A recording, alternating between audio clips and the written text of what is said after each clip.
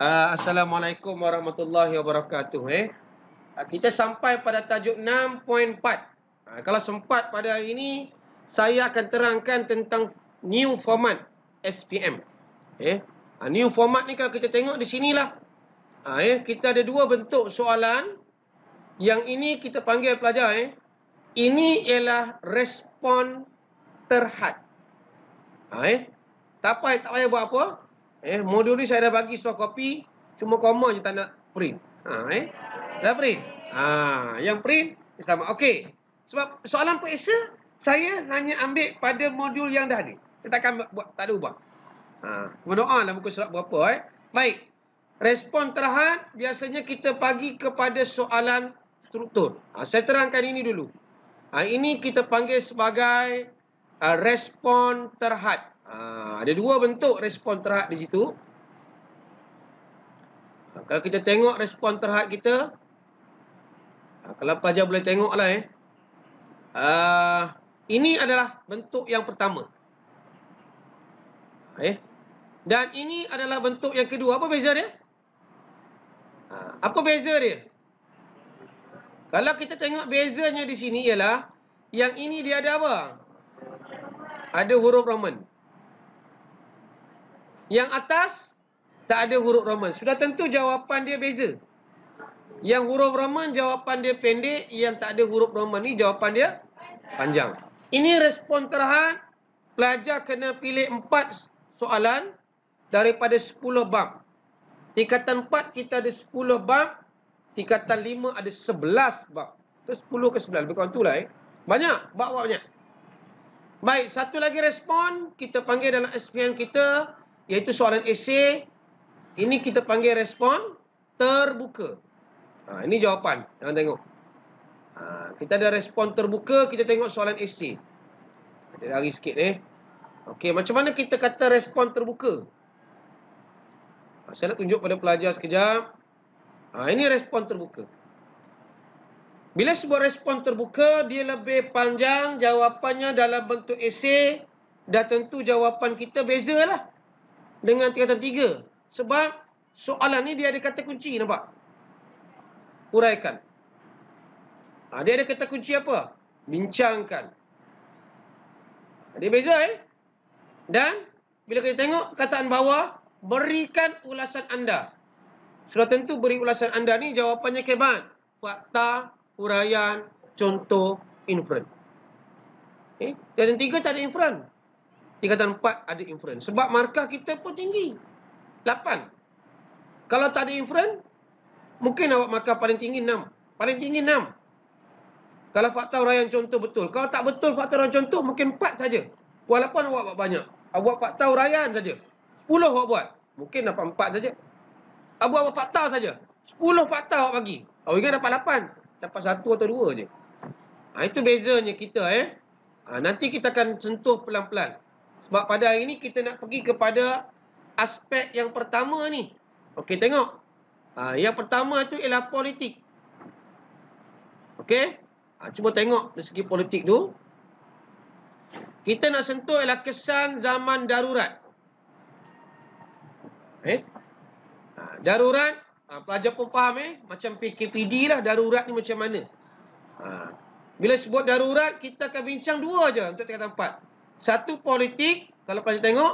Satu lagi ekonomi, betul? 2 je. Dan dalam aspek politik, kita ada 3 poin. Ini kita letak F1. Kalau pelajar nak letak, sini kita letak F1. Fakta 1. Kalau nota yang dah print, pelajar boleh conting. Dalam F1, kalau kita tengok, jawapan yang kita jumpa ialah peningkatan jumlah warga negara. Ni, nampak sini. Peningkatan jumlah warga negara. Tengok situ. Oh, ini rupanya banyak. Di sini kita nampak. Dapat 1 markah. Baik, apa huraian dia? Cuba tengok. Apa huraian yang boleh pelajar ambil? Ada 2 huraian di situ. Kita nak letak warna apa? Warna biru kot senang. Okey, kalau tengok huraian ini kita nampak kerajaan telah apa? Melonggarkan apa? Melonggarkan syarat warga negara. Sebab kita dah ada orang India, dah ada orang Cina. Okey. Itu huraian 1. Pemeriksakan mak. Buktinya apa? 1.2 juta orang Cina. Ini orang Cina. 180,000 orang India. Bermasuk di sini, pelajar, 1 fakta, 2 huraian, dan yang bawah ini kita panggil lebih kurang macam inferen dia lah, kesan dia. Bila masyarakat kita dah ada macam ini, nak tak nak kita kena ubah kita punya mindset lah. Ini bukan lagi tanah Melayu. Ini sudah jadi negara apa? Malaya pada waktu itu. Sebab sebelum ini orang Melayu mungkin majoriti. Tetapi pada waktu ini masih majoriti. Tapi ada orang lain datang. Jadi di sini kita nampak ada berapa? 1. Kita di sini huraian 1A. Dia panggil macam itu. Ini ada apa? Huraian 1B. Kita ada 2 huraian. Bawah, mungkin ini adalah kesan dia. Ataupun inferen dia. Ini I. Tapi kalau fakta dia tak ada inferen ni. Ini yang kita faham lah. Inferen dia di sini. Okey. Itu yang pertama. Hafal yang pertama pun dah dapat 3 markah. Buat apa kita nak pening kepala? Okey. Kalau kita tengok seterusnya. Penubuhan Malayan Chinese. Apa nak sebut tu? Association. Payah nak sebut. Association. Payah. Terus kita pendek saja MCA. Kalau kau mejakan accusation, amortization, arrosation, apa nak bagi markah? Dah tentu pemeriksa kita akan bulat. Jadi kita nampak macam mana Sir Henry Geni ni, nama lebih kurang saya je Gani. Sir Henry Geni, bukan Gani. Gani lain ejaannya. Tapi kalau orang putih nama saya macam inilah, Abdul Geni. Okey ya. Dia nak menawan hati orang Cina. Darurat ini, Sir Henry Geni nak tarik orang Cina supaya apa? Orang Cina dia tak sokong apa? Sokong apa pada waktu itu? Tajuk kita ni tajuk apa? Komunis. Jadi kena baik-baiklah bagi kerakyatan. Dan kita tengok ada seorang hamba Allah ni namanya Tan Cheng Lock. Tan Cheng Lock inilah yang menubuhkan MCA. Baik. Kalau sampai di sini pelajar, kita tengok ini ialah huraian 2A. Ini fakta 2. Kita nak hafal. Baru banyak saya nak hafal. Dia makan 6 je. Ini ialah huraian 2B. Atas ada 3, bawah dah ada 3. Dah ada 6 cikgu. Bukan kau ingat semua pun. Mungkin kita ingat 1 je huraian. Okey. Jadi kita nampak apa tu tanggungjawab MCA. Baik, MCA ni kita nampak di bawah ini. Membantu kerajaan dari segi kewangan. Dengan menempat 500,000 penduduk dalam kampung baru. Kampung baru, contohnya tempat kita ni, Kampung Baru Bemban. Kampung Baru, dia lah bantu. Meringankan beban kerajaan. Ini sudah pergi huraian berapa? Huraian yang ke-3. Huraian 3C. Dan kita nampak, adakah apa yang boleh kita buat kesimpulan kepada MCA ni? Berjaya ke tidak? Bawah tu tulis dah. Apa dia tulis? MCA ni berjaya mengumpulkan banyak tu. 2.5 juta untuk bantu penduduk. Banyak 2.5 juta pada waktu itu. Hari ni mau dekat lebih kurang nilai 100 juta kot. Saya perlu kerja lebih kurang 5 kupang aja. Ngangkat kayu apa? Batang nibung nak buat sungai. Cerucuk 2 kupang aja. Usung habis calor baru ni. Nak dapat duit susah. Duit. Nampak? Udah ada apa? Siapa Tan Cheng Lock? Tengok orang yang paling handsome macam Tomok tu. Tengok. Macam Tomok ni. Kepala. Dia tak ada rambut. Tahu Tomok? Kan? Sejarah bukit. Tak payah. Sejarah kepulangan nyanyi kan? Tomok lah. Nampak? Duduk tengok kemas duduk tu. Tengok. Tak seragam ni gambar ni. Dia duduk gini. Duduk kamera mungkin tak ada Tak dibilang 1, 2, 3 kot ya. Pump aja. Okey. Dia pakai tembok aja. Yang ketiga, mempercepatkan kemerdekaan. Ini fakta 3. Fakta 3. Tadi kita dah dapat berapa markah? 3, 4, 7. Markah 6 aja cikgu. Saya tak nak apel lah yang ni. Jangan. Sebab awak hafal fakta je dapat 3 markah. Awak hafal fakta je. Cepatkan kemerdekaan. Penubuhan MCA. Pendek je. Mungkin soalan struktur kan. Penubuhan MCA. Mempercepatkan kemerdekaan. Syarat kemerdekaan dilonggarkan. Ayat awak tak sama dengan buku teks. Tapi pemeriksa dia faham. Awak nak letak peningkatan jumlah warga negara ni syarat kewarganegaraan. Awak ingat fakta. Rupanya awak dah bagi huraian. Dapat markah. Tak ada masalah. Orang minta ayam, awak bagi ikan. Okeylah. Jadi makan. Baik. Nampak di sini? Kita nampak mempercepatkan kemerdekaan ni apa sebab? Kita dah belajar dalam bab 5. Yang ini senang saja. Kalau kita nak menamat darurat ini, pada waktu itu kalau tak ada perpaduan tak boleh. Ini ditubuhkan apa? Penubuhan jawatan kuasa hubungan antara kaum. Tolong ingat yang ini. Yang mana orang Melayu, khususnya parti apa? Orang Melayu ni parti apa? UMNO. Parti UMNO.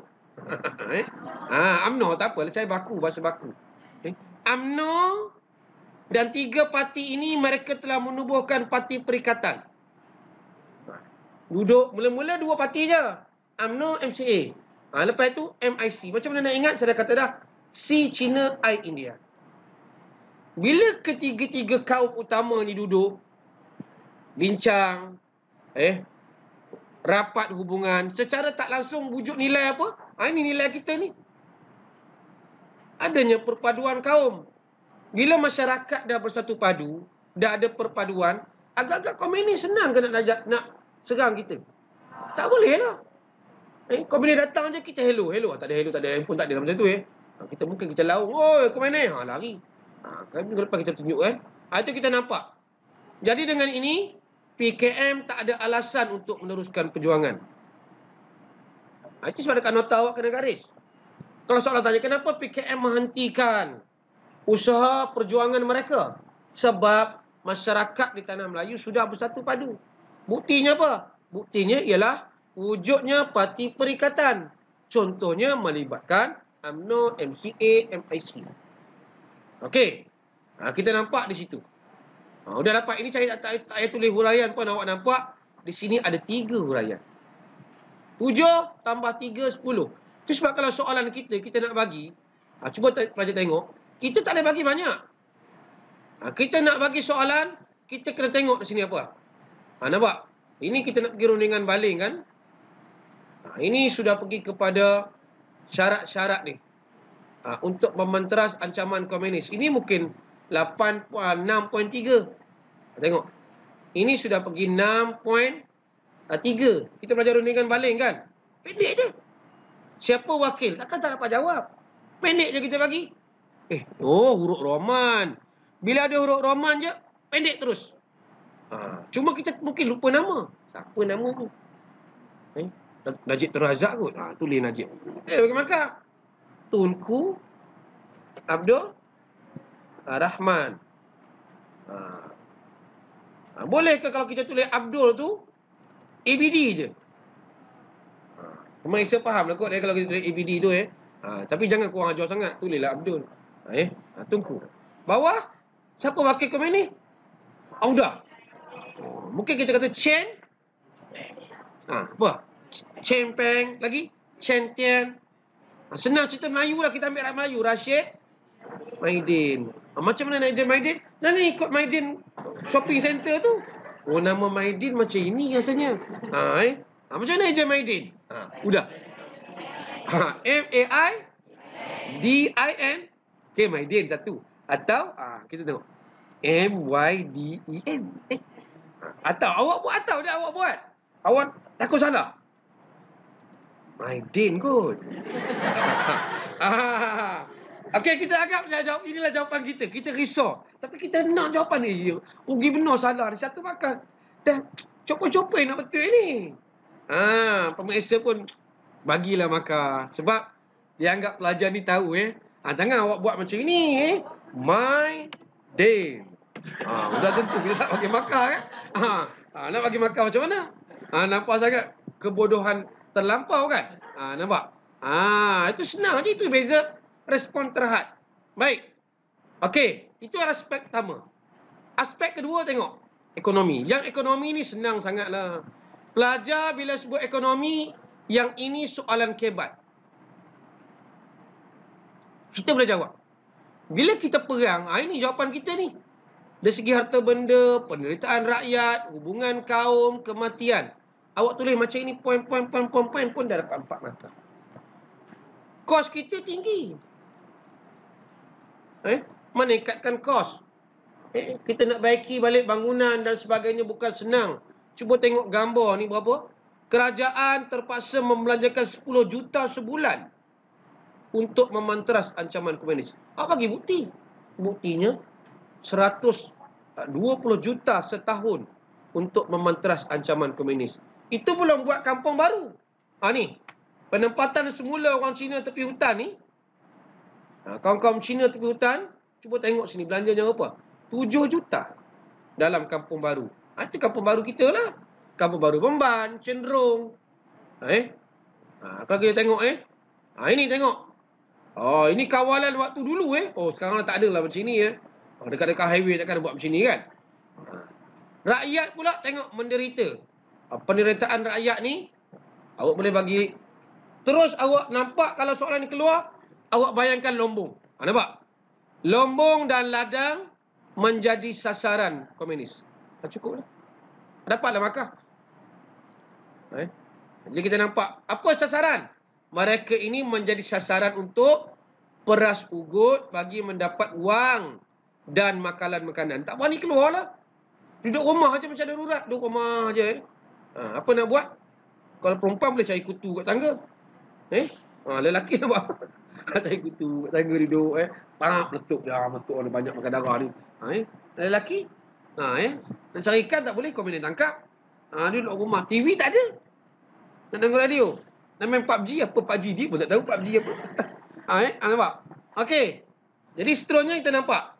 Pendek-pendek je Yang ini pelajar boleh baca. Catuan. Catuan bekalan makanan ni. Banyak terseksa Sukanya kita ni catuan ni maksudnya kena catu. Apa yang kita makan tengok. Allah. Makan ubi kayu. Ubi kayu rebus. Itu sebab orang dulu banyak sakit. Ubi keledek. Daun keledek kita rebus. Masak lemak. Rebus. Itu je. Jagung. Baby corn. Tahu orang kampung makan. Makan itu saja. Nak keluar bukan senang tengok. Tengok. Naik basikal tua. Ini basikal tua. Itu lagu dia. Basikal tua. Ini lagu dia. Bukan senang naik ni. Saya ingat lagi. Tengok basikal ni ingat tok saya dulu Dia ikat payung dengan tiang kayu Dia letak. Ambil saya kat sekolah.